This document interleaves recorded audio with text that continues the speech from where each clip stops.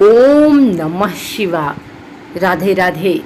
आइए सुनते हैं सावन मास महात्म्य का तीसरा अध्याय, श्रावण माह में की जाने वाली भगवान शिव की लक्ष्य पूजा का वर्णन।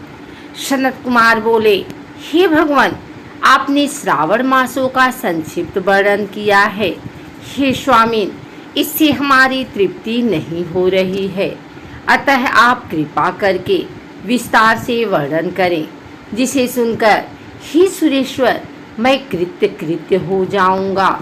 ईश्वर बोले, हे योगीश, जो बुद्धिमान नक्त व्रत के द्वारा श्रावण मास को व्यतीत करता है, वह 12 महीने में नक्त व्रत करने के फल का भागी होता है। नक्त व्रत में दिन की समाप्ति के पूर्व सन्यासियों के लिए यह रात्रि में गृहस्थों के लिए भोजन का विधान है। उसमें सूर्यास्त के बाद की 3 घड़ियों को छोड़कर नक्त भोजन का समय होता है। सूर्य के अस्त होने के पश्चात 3 घड़ी संध्या काल होता है। संध्या वेला में आहार, मैथुन, निद्रा और चौथा स्वाध्याय, इन चारों कर्मों का त्याग कर देना चाहिए। गृहस्थ और यति के भेद से उनकी व्यवस्था के विषय में मुझसे सुनिए। सूर्य के मंद पड़ जाने पर जब अपनी छाया अपने शरीर से दोगुनी हो जाए, उस समय के भोजन को यति के लिए नक्त भोजन कहा गया है। रात्रि भोजन उनके लिए नक्त भोजन नहीं होता है। तारों की दृष्टिगत होने पर विद्वानों ने गृहस्थ के लिए नक्त कहा है। यति के लिए दिन के 8वें भाग के शेष रहने पर भोजन का विधान है। उसके लिए रात्रि में भोजन का निषेध किया गया है। गृहस्थ को चाहिए कि वह विधि पूर्वक रात्रि में नक्त भोजन करे और यति, विधवा तथा विधुर व्यक्ति सूर्य के रहते नक्त व्रत करे। विधुर व्यक्ति यदि पुत्रवान हो तब उसे भी रात्रि में ही नक्त व्रत करना चाहिए। अनाश्रमी हो अथवा आश्रमी हो अथवा पत्नी रहित हो अथवा पुत्रवान हो, उन्हें रात्रि में नक्त व्रत करना चाहिए। इस प्रकार बुद्धिमान मनुष्य को अपने अधिकार के अनुसार नक्त व्रत करना चाहिए। इस मास में नक्त व्रत करने वाला व्यक्ति परम गति प्राप्त करता है।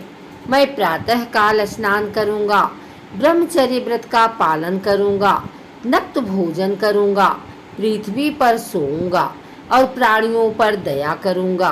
हे देव, इस व्रत को प्रारंभ करने पर यदि मैं मर जाऊँ तो हे जगतपते, आपकी कृपा से मेरा व्रत पूर्ण हो। ऐसा संकल्प करके बुद्धिमान व्यक्ति को श्रावण मास में प्रतिदिन नक्त व्रत करना चाहिए। इस प्रकार नक्त व्रत करने वाला मुझे अत्यंत प्रिय होता है। ब्राह्मण के द्वारा अथवा स्वयं ही अति रुद्र, महारुद्र अथवा रुद्र मंत्र से महीने भर प्रतिदिन अभिषेक करना चाहिए। हे वत्स, मैं उस व्यक्ति पर प्रसन्न हो जाता हूँ, क्योंकि मैं जलधारा से अत्यंत प्रीति रखने वाला हूँ, अथवा रुद्र मंत्र के द्वारा मेरे लिए अत्यंत प्रीतिकर हूँ। प्रतिदिन करना चाहिए।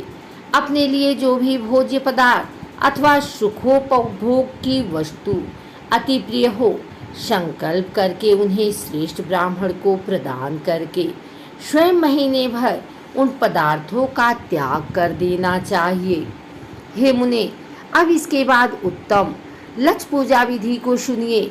लक्ष्मी चाहने वाले अथवा शांति की इच्छा वाले मनुष्य को लक्ष्य बिल्व पत्र या लक्ष्य दुर्वा दलों से शिव की पूजा करनी चाहिए। आयु की कामना करने वाले को चंपा के लक्ष्य पुष्पों तथा विद्या चाहने वाले व्यक्ति को मल्लिका या चमेली के लक्ष्य पुष्पों से श्री हरि की पूजा करनी चाहिए। शिव तथा विष्णु की प्रसन्नता तुलसी के दलों से सिद्ध होती है। पुत्र की कामना करने वाले को कटेरी के दलों से शिव तथा विष्णु का पूजन करना चाहिए। बुरे स्वप्न की शांति के लिए धान्य से पूजन करना प्रशस्त होता है। देव के समक्ष निर्मित किए गए रंगवल्ली आदि से विभिन्न रंगों से रचित पद्म, स्वास्तिक और चक्र आदि से प्रभु की पूजा करनी चाहिए। इस प्रकार सभी मनोरथों की सिद्धि के लिए सभी प्रकार के पुष्पों से यदि मनुष्य लक्ष पूजा करे तो शिव जी प्रसन्न होंगे। तत्पश्चात उद्यापन करना चाहिए, मंडप निर्माण करना चाहिए और मंडप के त्रिभाग परिमाण में वेदिका बनानी चाहिए। तदंतर पुण्याहवाचन करके आचार्य का वरण करना चाहिए और उस मंडप में प्रविष्ट होकर गीत तथा वाद्य के शब्दों और तीव्र वेद ध्वनि से रात्रि में जागरण करना चाहिए। वेदिका के ऊपर उत्तम लिंग तो भद्र बनाना चाहिए और उसके बीच में चावलों से सुंदर कैलाश का निर्माण करना चाहिए। उसके ऊपर तांबे का अत्यंत चमकीला तथा पंच पल्लव युक्त कलश स्थापित करना चाहिए और उसे रेशमी वस्त्र से वेष्टित कर देना चाहिए। उसके ऊपर पार्वती पति शिव की स्वर्णमय प्रतिमा स्थापित करनी चाहिए। तत्पश्चात पंचामृत पूर्वक धूप, दीप तथा नैवेद्य से उस प्रतिमा की पूजा करनी चाहिए और गीत, वाद्य, नृत्य तथा वेद शास्त्र तथा पुराणों के पाठ के द्वारा रात्रि में जागरण करना चाहिए। इसके बाद प्रातः काल भली भांति स्नान करके पवित्र हो जाना और शाखा में निर्दिष्ट विधान के अनुसार वेदिका निर्माण करना चाहिए। तत्पश्चात मूल मंत्र से या गायत्री मंत्र से या शिव के सहस्त्र नामों के द्वारा तिल तथा घृत मिश्रित खीर से होम कराना चाहिए अथवा जिस मंत्र से पूजा की गई है उसी से होम करके पूर्णाहुति डालनी चाहिए। इसके बाद वस्त्र, अलंकार तथा भूषणों से भली भांति आचार्य का पूजन करना चाहिए। तत्पश्चात अन्य ब्राह्मणों का पूजन करना चाहिए और उन्हें दक्षिणा देनी चाहिए। जिस जिस वस्तु से उमापति शिव की लक्ष्य पूजा की हो उसका दान करना चाहिए। स्वर्णमयी मूर्ति बनाकर शिव की पूजा करनी चाहिए। यदि दीप कर्म किया हो तो उस दीपक का दान करना चाहिए। चांदी का दीपक और स्वर्ण की वर्तिका अर्थात बत्ती बनाकर उसे गोधरी से भरकर सभी कामनाओं और अर्थ की सिद्धि के लिए उसका दान करना चाहिए। इसके बाद प्रभु से क्षमा प्रार्थना करनी चाहिए और अंत में 100 ब्राह्मणों को भोजन कराना चाहिए। हे मुने, जो व्यक्ति इस प्रकार पूजा करता है मैं उस पर प्रसन्न होता हूँ। उसमें भी जो श्रावण मास में पूजा करता है उसका अनंत फल मिलता है।